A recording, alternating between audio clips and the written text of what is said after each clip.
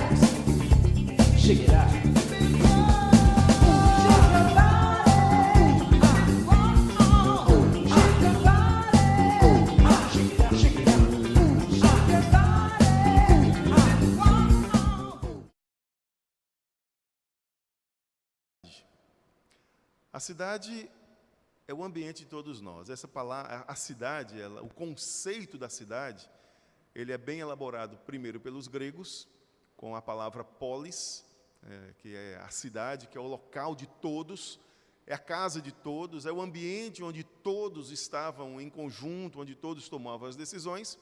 E depois, no mundo romano, a palavra que designa a cidade é urbis, de onde vem a palavra urbano, urbanidade, urbanismo, subúrbio. O que é o subúrbio? É a cidade de segunda classe, é o suburbis. Então, a ideia da cidade, para o grego e para o romano, quem era o cidadão? O cidadão era o dono da cidade. O cidadão era a pessoa que vivia, que decidia, que influenciava nos ritmos da cidade. Havia algum tipo de problema, então o que é que acontecia? Os cidadãos na praça, a praça era do povo. Os cidadãos resolviam, não apenas nas conversas nas praças, mas especialmente nos teatros. A gente vê, por exemplo, quando o apóstolo Paulo é preso, ele é levado para onde? Em primeiro lugar, em Éfeso, ele é levado para o estádio da cidade, para o teatro da cidade. Por quê? Porque as pessoas em conjunto resolviam o que haveria de acontecer, porque elas estavam influenciando nos destinos da cidade. Essa é a ideia da cidade, é o espaço do cidadão. É o local onde o cidadão exerce a sua cidadania. É o local onde o cidadão influencia, opina e constrói. Mas, na verdade, isso é o ideal de cidade. O oposto da cidade é a favela. Por quê? Porque a favela rouba a cidadania da pessoa. Porque a pessoa que está na favela, ela não tem nada daquilo que o cidadão tem, por mais pobre que seja. Na maioria das favelas não se tem transporte urbano, não se tem água encanada, não se tem luz elétrica, e as que tem são resultado de ligações clandestinas. Não é porque o poder público chegou lá, é porque as ligações são feitas de forma clandestina.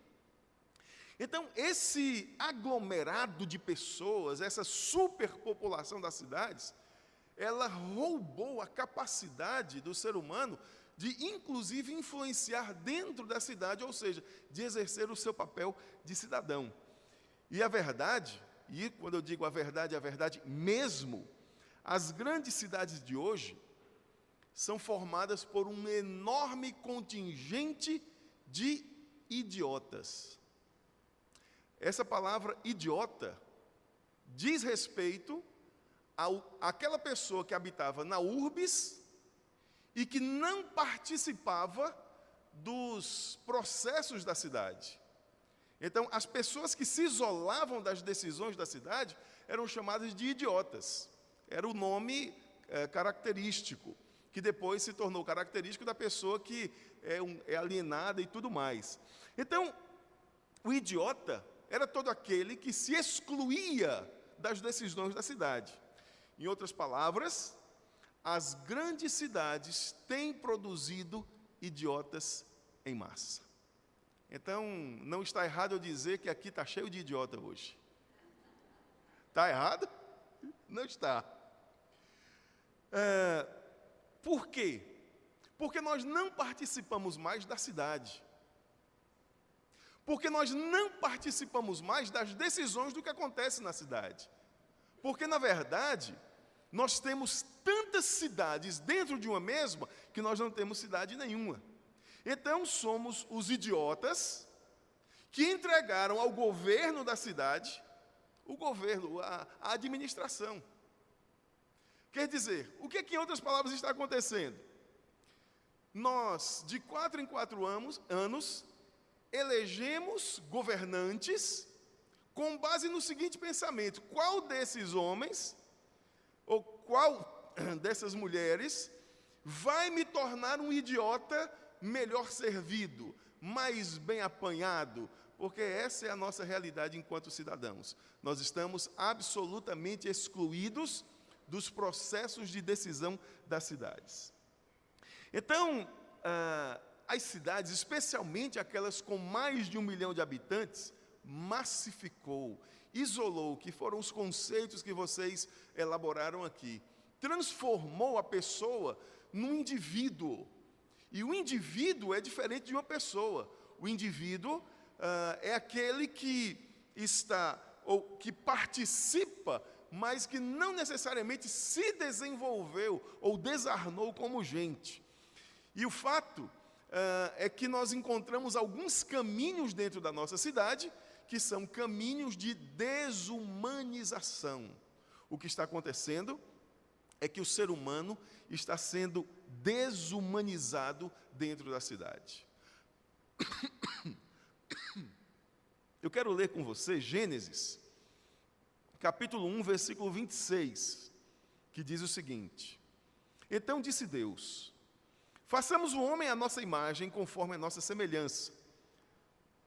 Domine ele sobre os peixes do mar, sobre as aves do céu, sobre os animais grandes de toda a terra e sobre todos os pequenos animais que se movem rente ao chão.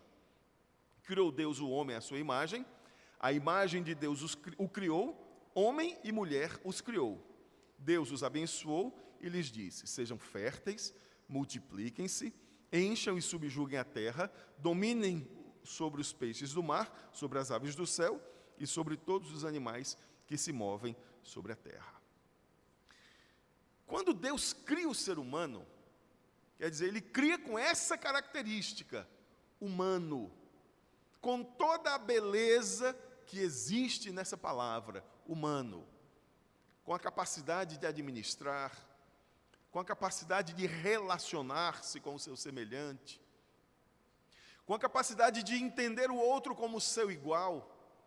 Tanto que Deus entrega ao ser humano, homem e mulher, o governo da terra.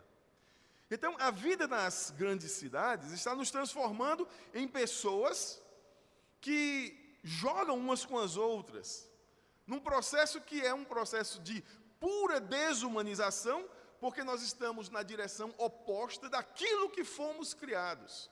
Nós não fomos criados para isso que nós enfrentamos todos os dias dentro das grandes cidades. Nós não fomos criados por Deus para essa roda viva da qual nós participamos. A cidade está, portanto, se transformando em uma grande fábrica de gente neurótica. Por isso, esse filme, ele traz para nós algumas percepções muito importantes, muito inteligentes, muito interessantes. O primeiro deles vocês já falaram, acerca do trânsito. O trânsito é uma figura central no filme. Por quê? Porque o trânsito é resultado dos carros. E o carro nos dá uma espécie de poder. Pode prestar atenção, você se comporta diferente no carro e fora do carro. O carro parece que dá uma sensação de poder, onde você define, onde você diz, onde você dita o ritmo das coisas. Então, o trânsito está se tornando hoje um dos grandes símbolos da nossa indiferença em relação aos outros. As pessoas passam na rua, nós não paramos para dar passagem, vamos dizer assim, por lei, a estrada, a rua é do pedestre, não é do carro. Porque o pedestre chegou primeiro.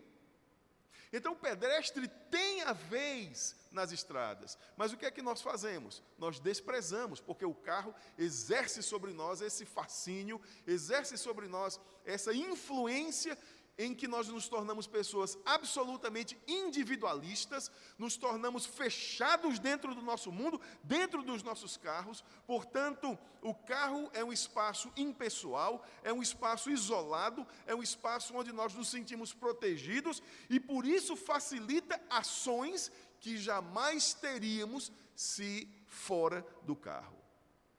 Mas a cidade é um espaço onde as ações individuais têm sido roubadas. A gente percebe a carência das pessoas.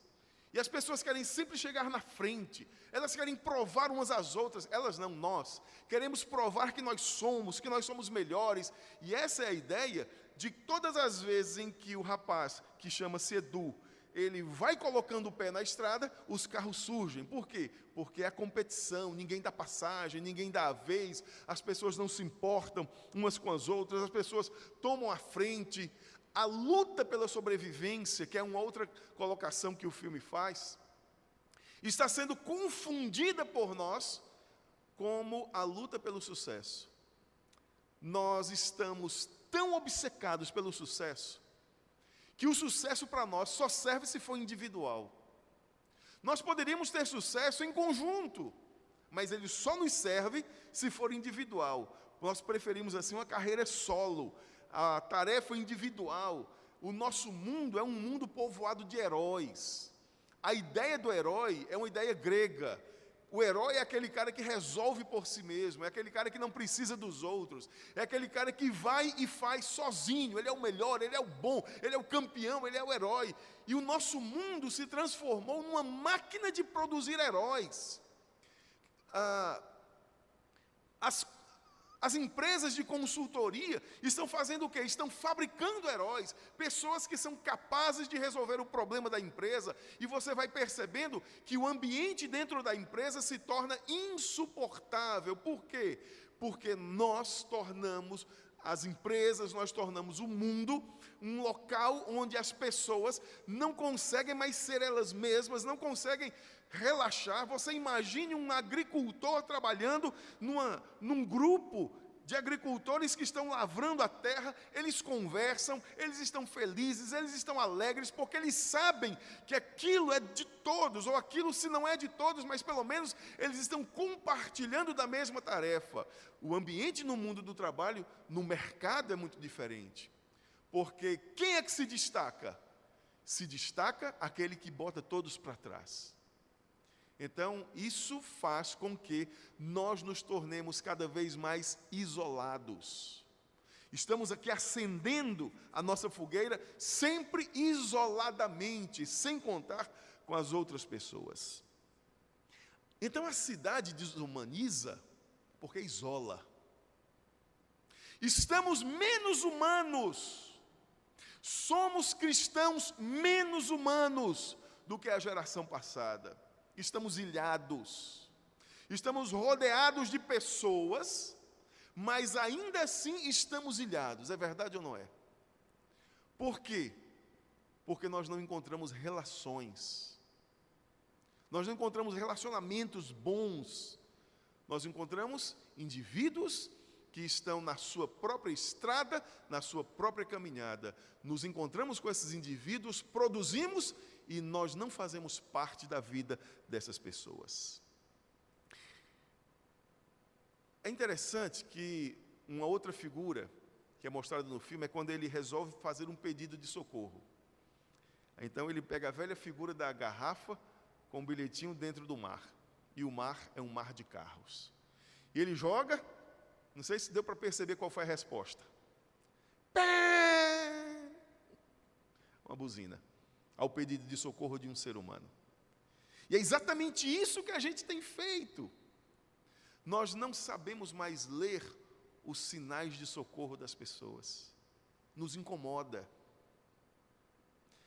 A individualidade foi transformada em individualismo. Isso nos incomoda.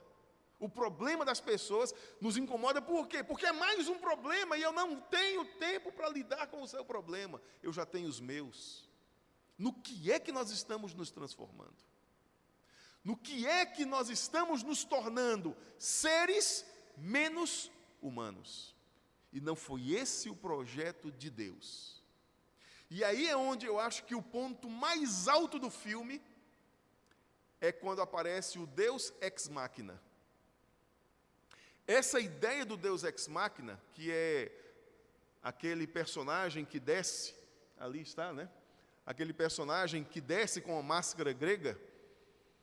O que é Deus ex machina? Era um artifício do teatro grego, porque eles faziam umas tramas muito complicadas, e aí muitas vezes não tinha como resolver.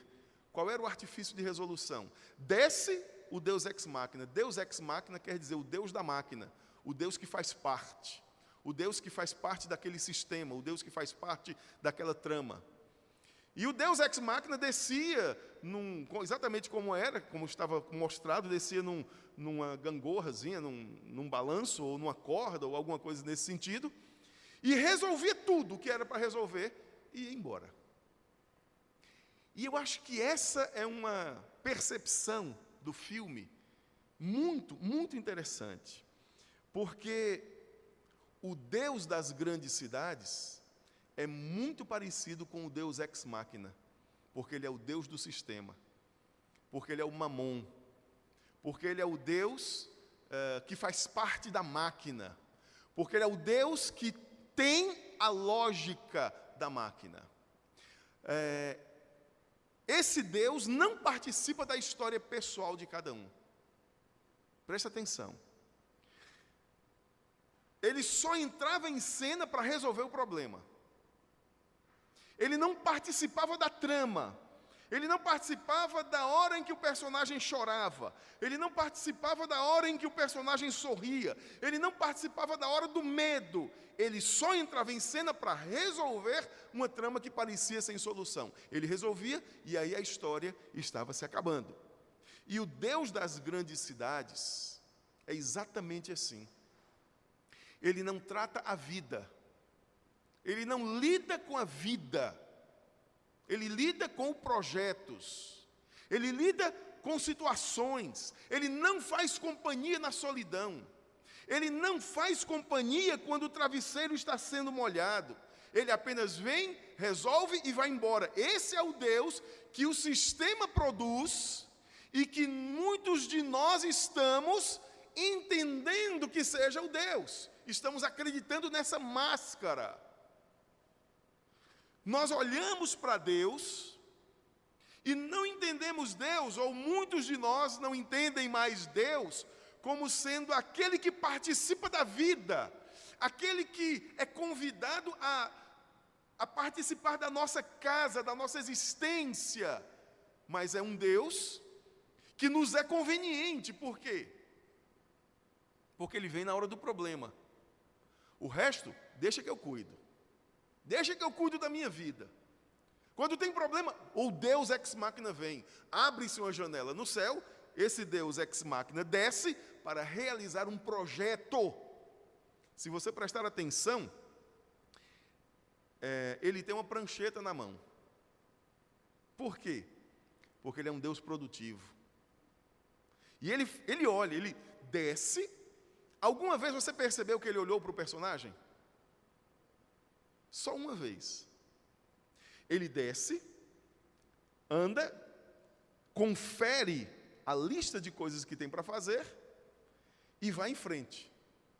E aí, o personagem, que é o Edu, fica assim, espantado. Deus veio aqui. A única hora, o único momento em que o Deus ex machina olha para Edu é para medir. Ele faz assim. O Edu está aqui atrás, ele se vira, aí faz. Mede dos pés à cabeça, como quem diz assim, e aí, o que é que você quer? Quem é você? E se vira para fazer o serviço.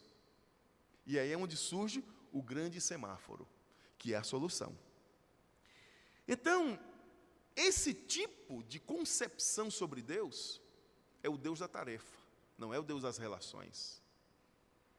É o Deus soberano que vem para realizar, para um projeto, não para relacionar-se com as pessoas. É um Deus trabalhador, não é o Deus dos afetos, não é o Deus do coração, mas é esse tipo de Deus que a maioria das pessoas querem. Porque esse tipo de divindade, quer dizer, entre aspas, é um conceito apenas, ele não se mete na vida, não pesa a consciência, não tem sentimentos, portanto eu não preciso me preocupar com ele.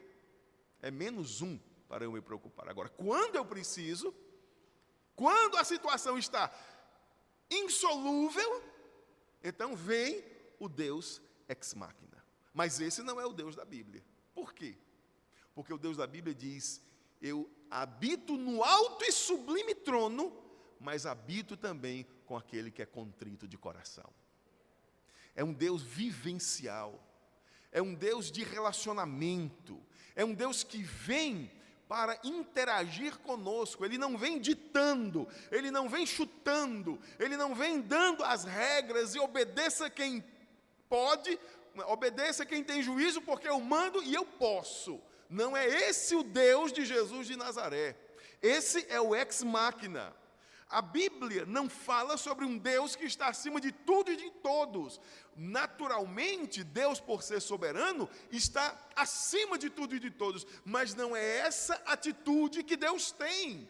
Por quê? Está escrito em Hebreus capítulo 4, versículo 14 a 16, o seguinte: porque não temos um sumo sacerdote que não possa compadecer-se das nossas fraquezas, porém, um que, como nós, em tudo foi tentado, mas sem pecado. Cheguemo-nos, pois, confiadamente ao trono da graça, para que recebamos misericórdia e achemos graça, a fim de sermos socorridos no momento oportuno. Ele está falando do quê? De uma relação. De um Deus que não ficou no céu e que só desce quando é para resolver o problema, é para resolver a parada. Ele está falando de um Deus que está aqui agora. Ele está falando de um Deus que relaciona-se conosco durante a nossa vida, durante a nossa caminhada, no trânsito, na escola, no trabalho, onde quer que nós estejamos, Deus está conosco, nos relacionando-se conosco, tratando a nossa vida, ouvindo o nosso coração, querendo ser ouvido por cada um de nós em uma relação dinâmica, porque esse é o Deus que encarnou em Jesus de Nazaré. Ele não é o ex machina, ele é o Cordeiro de Deus que tira o pecado do mundo. Ele não veio para resolver problemas, ele veio nos ajudar a nos tornarmos gente de novo, não apenas os nossos problemas, nos tornar gente, para que como gente nós aprendamos a resolver as querelas, os problemas, as dificuldades. A lógica do cristianismo não é que Deus vai dar um jeito no meu casamento. A lógica do cristianismo é que Deus vai dar um jeito em mim, para que eu dê um jeito no meu casamento. Isso é proposta cristã. Então, Jesus Cristo é o Salvador do homem. Em que sentido? Em todos. Especialmente no sentido da salvação da nossa humanidade. As cidades estão roubando de nós a nossa humanidade. A proposta do cristianismo é que ele nos devolva essa capacidade de olhar as pessoas, essa capacidade de encarar as pessoas com as suas belezas e com as suas feiuras. Agora, é importante que se faça uma pergunta. No filme, quem é o verdadeiro homem da cidade? Eu acho que esse ponto é muito importante para a compreensão do filme e para a compreensão da mensagem. Quem é o homem da cidade? Está ruim de você ver. Do lado de lá é o primeiro encontro do Edu com um morador de rua. Quem é o verdadeiro homem da cidade? Quem é o cidadão dessa cidade? É o Edu ou é o morador de rua? Ele é o morador de rua. Sabe por quê?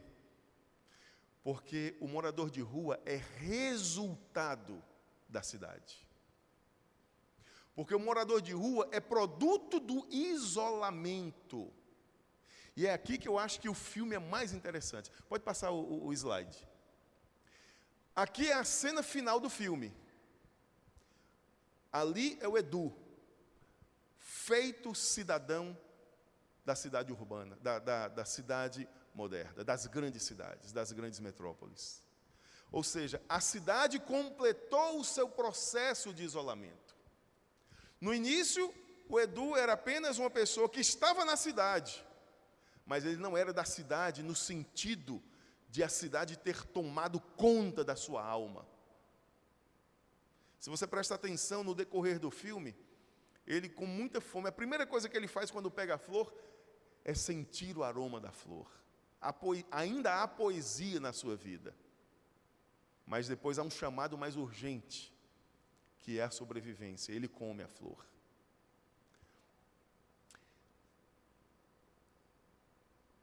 O filme termina como começou. Um morador de rua, isolado. Qual é o sinal de isolamento desse morador de rua no filme? Ele não olha ninguém nos olhos, ele não conversa com ninguém, e especialmente, ele ouve uma música que é só sua. Ele dança sozinho. Por quê? Porque é uma música que só ele ouve. É o isolamento. Assim estamos muitos de nós, isolados uns dos outros, ouvindo a nossa própria música, sem nos importarmos com a música que os outros estão ouvindo. Somos resultado das cidades. E o resultado da cidade é um homem, um ser humano menos humano. Portanto, a ilha é o sistema que a Bíblia chama de mundo. A Bíblia não diz, o apóstolo João não fala, na sua primeira epístola, filhinhos, não amem o mundo e nem as coisas que no mundo há. Esse mundo é a forma que a Bíblia refere-se ao sistema, a esse mamon que reina sobre as cidades, a essa coisa, a essa lógica, a esse sistema que vai desfazendo a nossa humanidade. E nós, evangélicos, congelamos o conceito de mundo. Nós não atualizamos na nossa cabeça o sentido do mundo. Então nós passamos a chamar de mundo aquilo que faz parte do mundo, mas é apenas a ponta do iceberg. Quer ver uma coisa? O que é que a gente diz que é mundo? Mundanismo. A gente diz sexo fora do casamento é mundanismo. Concordo. Mas por quê? A gente não sabe mais dizer. Por quê? Porque virou apenas um clichê. A gente diz que música não religiosa é música do mundo. A gente perdeu a noção dos conceitos. Ora, tudo isso faz parte do mundo. Mas o que torna essas coisas mundanas, aí é outra história. Por exemplo, a questão do sexo fora do casamento. Por que sexo fora do casamento faz parte do sistema? Porque é uma forma irresponsável de manter a sexualidade. Porque é uma forma que invariavelmente nos denigre, fere a pessoa. Sabe de uma coisa? As pessoas, hoje, quando tem essa relação, namoro não é mais namoro, namoro é transar, é tudo, é um casamento. E por que as pessoas sofrem tanto quando o relacionamento acaba? Porque um namoro que acaba hoje em dia é da magnitude de um casamento se acabando. Porque as pessoas compartilham a intimidade, as pessoas compartilham o seu corpo, as pessoas compartilham tudo, é um casamento, só não estão vivendo debaixo do mesmo teto. Isso nos desumaniza, é uma falta de respeito ao outro, torna-nos menos humanos. Por quê? Porque nós estamos tendo uma relação de uso. Mas eu amo a minha namorada, eu amo o meu namorado. Então, se você ama, respeite. Porque na hora que esse relacionamento acabar, essa pessoa se acaba um pouco por dentro. Preste atenção que isso é uma coisa muito, muito séria. A Holanda é um país conhecido pela sua liberalidade. O governo começou a conscientizar os adolescentes sobre o uso de preservativos, de modo que diminuiu a quantidade de gravidez indesejada. No entanto, a quantidade de suicídios após o namoro aumentou. Por quê? Porque não é mais um namoro, é um casamento que se acaba. A dor da separação é a mesma. Então você imagine o que acontece com uma pessoa que acaba um relacionamento, e depois outro, e depois outro, e depois outro, e seguidamente o que acontece com as emoções dessa pessoa. Então o sistema está engolindo essa pessoa. Sexo fora do casamento é irresponsável, porque se não existisse sexo fora do casamento, não existiria mãe solteira. Não existiria adolescente desesperada sem ter o que fazer com uma criança dentro da sua barriga. O desespero, a angústia. Por isso é muito clara a palavra do Senhor. Agora, a gente chama de mundanismo sem entender por quê. É a história da música. O problema da música não está no ritmo. O problema da música está no que ela diz. Eu ouço todo tipo de música, menos a mundana. Mas eu ouço todos os tipos de música, de cantores evangélicos ou não. Agora, eu não gosto, não me faz bem, não me constrói como pessoa ouvir Bonde do Tigrão, ou... esse aí já passou há muito tempo, né? É música que me... Olha, eu não consigo ouvir uma música que chama o outro de cachorra, ou coisas desse tipo. Está fazendo o quê? Denegrindo, está tirando a glória que Deus colocou no ser humano. Isso é mundano. Então preste atenção. Por que é que essas músicas são assim? Porque elas fazem parte do sistema. Por isso elas são do mundo, no sentido bíblico, porque elas fazem parte do sistema. Então preste atenção.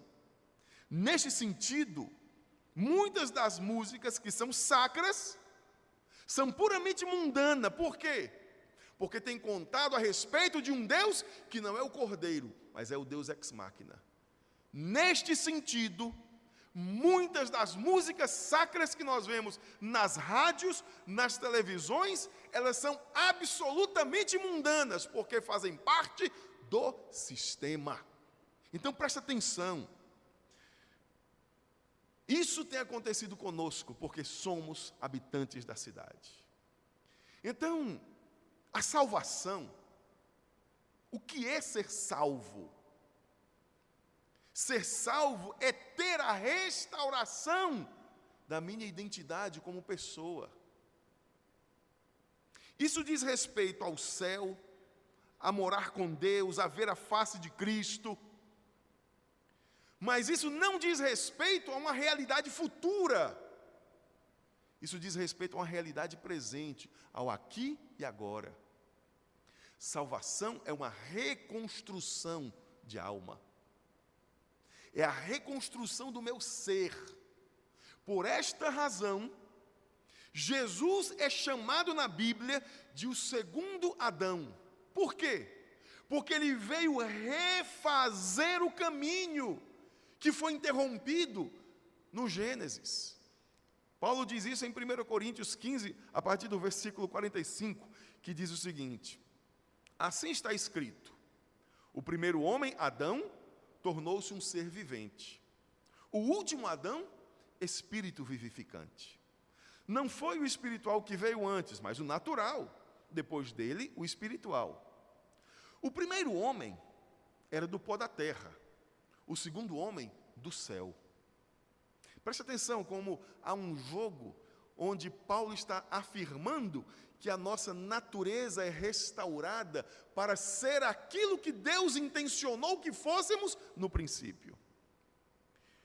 Os que são da terra são semelhantes ao homem terreno, versículo 48. Os que são do céu, ao homem celestial. Assim como tivemos a imagem do homem terreno, teremos também a imagem do homem celestial. Isso é salvação. É a minha vida sendo transformada segundo Jesus Cristo. Não é algo que diz respeito apenas à vida futura no céu. É algo que me reconstrói agora, hoje, me transforma, devolve a minha humanidade que as grandes cidades roubaram de mim e de você. Portanto, o projeto de salvação inclui um mundo novo, uma sociedade nova, inclusive, pasmem vocês, uma cidade nova. Claro que a linguagem do Apocalipse, também de Isaías, que é profeta, é uma linguagem simbólica. Mas ele está falando dos conceitos emergentes naquela época. A cidade, a importância delas, a urbanidade, a cidadania de cada pessoa. Por isso, Isaías mostra que o resultado da salvação, que também envolve o conceito do reino de Deus, é a harmonia entre as pessoas. E como é que ele diz isso? Capítulo 65, versículo 25, diz o seguinte: o lobo e o cordeiro comerão juntos. Ou seja, na cidade de Deus, os opostos, os antagônicos, viverão em harmonia. Isso aqui é o ápice da estética, da ideia grega da estética, da harmonia entre todas as coisas. Aí ele vai dizendo: e o leão comerá feno como boi, mas o pó da terra será a comida da serpente. Não farão nem mal, nem destruição em todo o meu santo monte, diz o Senhor. Conceito do Antigo Testamento. Mas você vai prestar atenção que quando esse conceito entra no Novo Testamento, não é mais o monte, é a cidade. Por quê? Porque já havia passado pelo filtro dos gregos e estava no filtro dos romanos. Então, por isso que o Apocalipse, no capítulo 21, diz o seguinte: então vi um novo céu e uma nova terra, pois o primeiro céu e a primeira terra tinham passado e o mar já não existia.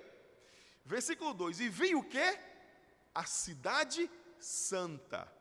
Quer dizer, é a restauração de todos. Sabe por que a cidade santa? Porque no contexto romano, nem todas as pessoas que moravam dentro da cidade eram cidadãs.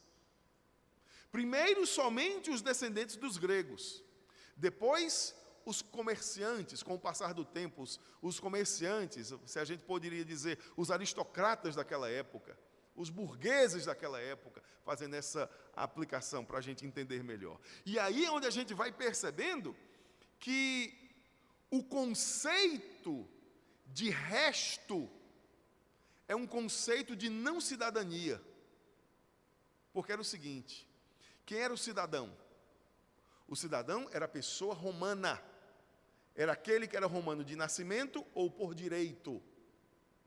O caso de Paulo era cidadão romano por direito. Ele era de dentro da cidade. A cidade era a sua casa. Não importava onde ele morasse. Roma era a sua cidade. E quem não tinha direito à cidadania era chamado de resto. Dentro da lógica matemática, o mesmo resto. É aquilo que foi subtraído. É o resto. É aquilo que foi, e antigamente, nas contas de diminuir, né, nas contas de menos, né, se chamava resto, né? O que era o resto. Por quê? Essa ideia vem de Roma. Agora, preste atenção que na cidade santa não existe resto. Por quê? Porque todos são bem-vindos ao reino de Deus. É a reumanização do ser. A reconstrução do nosso ser. Vi a cidade santa, a nova Jerusalém, que descia do céu da parte de Deus, preparada como uma noiva adornada para o seu marido. ouvi uma forte voz que vinha do trono e dizia: agora a habitação de Deus está entre os homens, com os quais ele viverá. Eles serão seu povo, o próprio Deus estará com eles e será o seu Deus. Ele enxugará dos seus olhos toda lágrima, não haverá mais morte, nem tristeza, nem choro, nem dor, pois a antiga ordem já passou. Esse é o grande ideal do cristianismo, é o grande ideal do reino de Deus, é a restauração da cidade, é a restauração do ser, é a restauração da existência, é a restauração da vida. A ideia, portanto, de reino de Deus é a vivência dos valores de Deus na terra. O reino de Deus não é a religiosidade. O reino de Deus é uma nova lógica, diferente da lógica do sistema operando na nossa vida. É um novo Deus assumindo o controle, não mais o ex-machina, mas o Cordeiro de Deus. Por isso é que o apóstolo Paulo, em Romanos capítulo 14, versículo 17, diz o seguinte: pois o reino de Deus não é comida nem bebida, mas justiça, paz e alegria no Espírito Santo. Presta atenção, o que é que ele está dizendo? O reino de Deus não é comida e nem bebida. De quem ele estava falando? Dos judeus, que entendiam o reino de Deus como ritual, que entendiam o reino de Deus como as práticas religiosas. E ele está dizendo: o reino de Deus não é o rito. O reino de Deus é o quê? Justiça, alegria e paz no Espírito Santo. O reino de Deus é a vida. O reino de Deus é a experiência. O reino de Deus é a existência no Espírito Santo. Se você prestar atenção, nas cidades, as leis regulam, e com isso eu quero encerrar, eu prometo. Nas grandes cidades, as leis regulam as relações. Aqui nós temos o semáforo, que é uma figura também muito interessante dentro da trama do filme. Porque o semáforo resolve o problema. Por quê? A lei resolve o problema. O que é a lei? É o regulamento das relações. Isso é uma lei. E é interessante como nas cidades tudo se resolve com base na lei. Tudo se resolve com base na lei. Até o amor é regulamentado por lei. Não é não? É. O que é o casamento civil? A regulamentação do amor. Para quando o amor acabar, a briga ser menor. Então o casamento civil, o casamento civil é um aviso de que pode ser que acabe. Preste atenção, isso é o casamento civil. Ele só serve para uma coisa, para dizer com quem ficam os bens depois da briga. O que regula as nossas relações no reino de Deus não é a lei, é o amor. Porque o amor é o que nos refaz enquanto humanos. O que é que Deus está refazendo em nós? A capacidade de amar. E se isso não acontece, então o meu cristianismo é ralo, é fraco, é quase inexistente. Eu acredito em Deus, mas que Deus? Pode ser que a minha fé esteja no Deus ex machina, que entra na hora de resolver a situação, mas que não tem nenhuma relação comigo. O Deus que está longe. E se você prestar atenção, o conceito de amor na Bíblia é algo que está acima da lei, inclusive a lei de Deus. Amor é algo tão poderoso que quem ama não precisa de lei. A ideia anarquista, que depois o John Lennon e aqui no Brasil Raul Seixas entenderam como a sociedade alternativa, a sociedade alternativa estava fundamentada na anarquia. E o que é anarquia? Anarquia é maravilhoso, é o ideal. Só que não funciona. Por quê? Porque não há amor. Não existe amor no mundo. O que Deus está fazendo conosco? Nos ensinando a amar de novo. E Ele deu exemplo como é que se ama. E Ele está transformando a nossa vida para que nós aprendamos a amar. Por isso é que Gálatas 5,18 diz: mas se vocês são guiados pelo Espírito, não estão debaixo da lei. Que lei é essa? A lei de Moisés. Mas preste atenção que a lei de Moisés era a lei civil dos judeus. Ou seja, se você ama, não existe mais lei para você. Eu quero encerrar dizendo o seguinte: o ideal de Deus para você e para mim não é fazer de nós, homens e mulheres, obedientes à lei. Esse não é o ideal de Deus. O ideal de Deus para você e para mim é fazer de nós, homens e mulheres, que não precisem da lei. Gente que está acima da lei, não no sentido de superioridade, mas gente que aprendeu a amar, que aprendeu a respeitar o próximo de tal forma que ele jamais vai ultrapassar aquilo que deveria fazer. Ele jamais vai trair, ele jamais vai prejudicar. Por quê? Porque ele foi transformado. O desejo de Deus é que nós aprendamos o amor. A primeira epístola de João enfatiza o amor como nenhum outro texto da Bíblia.